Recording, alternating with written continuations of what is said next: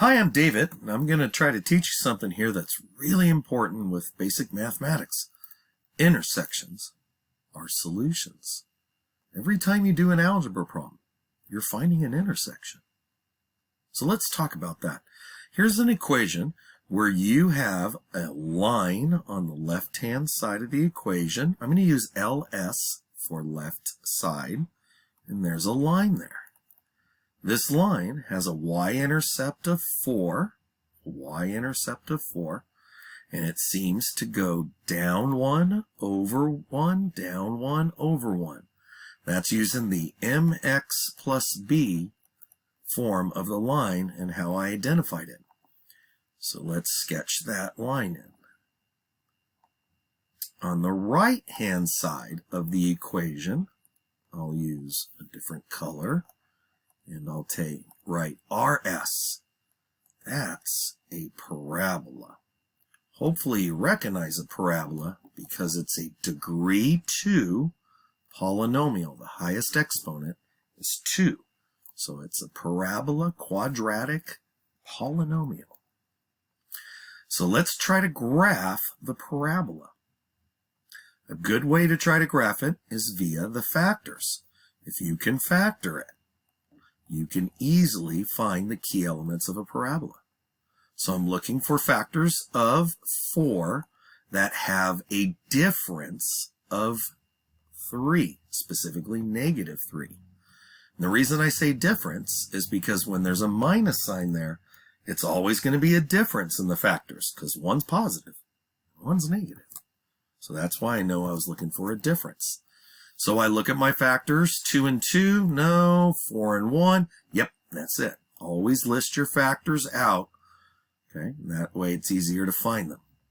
I think I need a negative 4 and a positive 1.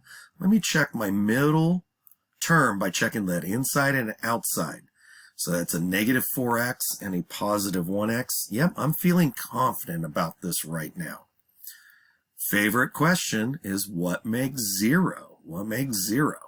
And if I ask what x makes 0, that'll give me the x-intercepts. So it looks like a negative 1 will make 0, and that'll give me an x-intercept of negative 1 right here. And then a positive 4 right here. Hey, look, that dot's on the blue line. I think I found an intersection already accidentally. That was kind of cool. We'll verify that. Now, the middle of the parabola is called a symmetry line. So there's a symmetry line somewhere in the middle. I'm looking for the middle of the parabola. It's somewhere around here. Okay? To get that, you want to get the midpoint of those two intercepts. And if you don't know this, a midpoint, it's kind of cool. A midpoint is just an average. It's just an average. So if I took negative 1 and positive 4, and asked for the average, divide by 2, add two things, divide by 2, that's an average, I'll see that this is going to be at 3/2. The middle is at 1.5 right here. But that dot's not on the graph. That's where the symmetry line is. That's where that symmetry line is. There's a big symmetry line, okay, that divides the parabola from the left side to the right side. I now need to go find the vertex, because the vertex is at the bottom or the top of this symmetry line, depending on if the parabola is upside down or not. So let's plug in x equal 1.5. If I use the factors, that's an easy place to ask or to plug in an x value and get a y value. So I'll put in a 1.5 there and get 2.5. And if I put a 1.5 into the other x as well, I'll get negative 2.5. It always does that with this factor trick. It's always the same numbers. 1 positive, 1 negative. Well, if you multiply those numbers, I happen to know that, you'll end up at negative 6.25. Negative 6.25. So the actual XY location of the vertex is at x is 1.5 and it's negative 6.25, And I got that from just plugging it in. There's the vertex. Cool.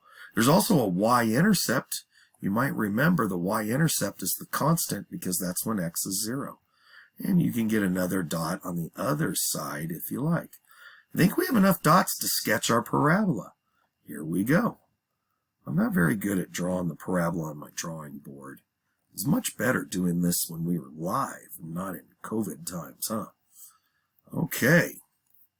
Now, like I said, I found an intersection accidentally right here. So I already know if x is 4 right there, if x is 4 right there, then that's where the intersection of one of the solutions is in one of the intersections. Now, if you follow this parabola up and this line up, it looks like they're going to hit somewhere else. I'm not sure, somewhere around here. Let's do the algebra. Let's do the algebra. So to do the algebra, we need to, let me write it out first. Sorry about that. That's supposed to be a plus. We need to set up the equation and try to solve for x, and try to solve for x.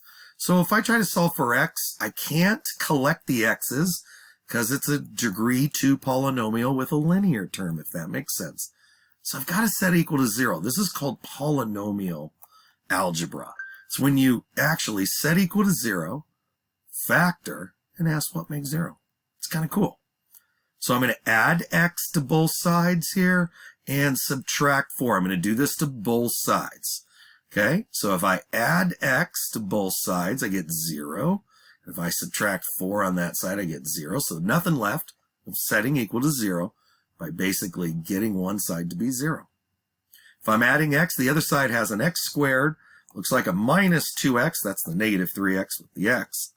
And if I go minus 4, be careful there. Get on a number line. And you'll be at negative 8. Now, just like we were graphing a second ago, and now I'm solving. It's kind of weird, huh? I'm going to get the x solutions. Factors of 8. 1 and 8. 2 and 4. I don't think there's any others. Which one of these factors have a difference of 2? Again, the minus sign tells me that. 2 and 4 do. This time, I need a negative 2x middle term. So when the sum is negative, I make the bigger number negative. Double check. I always double check. Just want to be sure. Yeah, I feel good about that. That looks like the right middle term. Negative 4x. Yep. 2x. Yep, that makes a negative 2x. What makes 0? What x makes 0 out of this? Looks like x has to be negative 2 and 4. One of these solutions I already knew. I knew the 4. The 4 is right here. There it is. Negative 2 is the other solution. So you know where that other intersection happened? It happened at x equal negative 2. And if you want to know where the y-coordinate is, you can just take the linear equation, the line over here, and put a negative 2 in for x, and it'll tell you exactly what the y-coordinate is. So if I just plug and chug the y to get the y value on the line, it looks like it's going to be right there at negative 2, 6. Can't say it enough. Intersections are solutions. It's really important. Every time you do algebra, you're finding an intersection. If you want to find an intersection, do algebra. I hope this helps.